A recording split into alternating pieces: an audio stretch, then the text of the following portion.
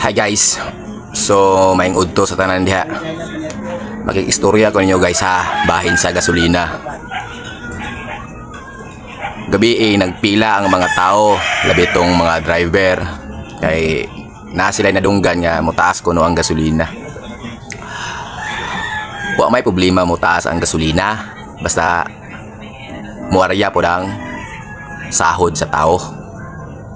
Labi na itong mga palitunon karon, mahal na kayo. Labi na karon, mag-iluga na ang mga driver sa pasahero.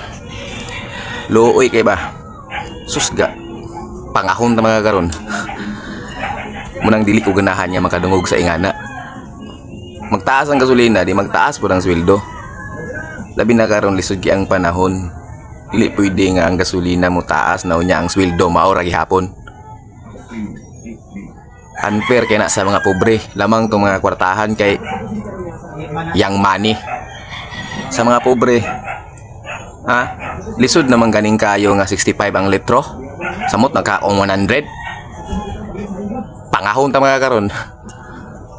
Una ko real talk lang. Dire sa ingo og lisod kayo. Wa man ganing kumpanya dire, may pang Medina kay naa pa. May pang Lunaw na pa. Napay mga kumpanya dire. Sus. Madaog-daog sa tao dire, driver yun. Driver. Mga libor. Sus. Gamay kayong sweldo.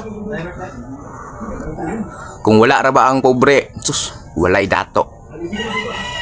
Real talk na. Dili pwede mahimo ang dato kung walay pobre. Pangahon ta karon ya kung magingana ka. Nakasabot man mi sa sitwasyon labi nag bahay na tong gubat. Dako ang nawala. Pero ay sa inyo patas ikayo kay ang sweldo sa tao maura, way kauswagan. Ha? Ipantay-pantay, pantay-pantay, balanse ba?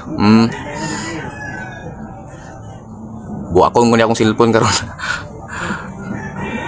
Ingana rata ha, angay-angay rata sa sitwasyon kay ang hingog perte kalisod. City naman unta, wala tay kumpanya. Pangahon ta mga karon.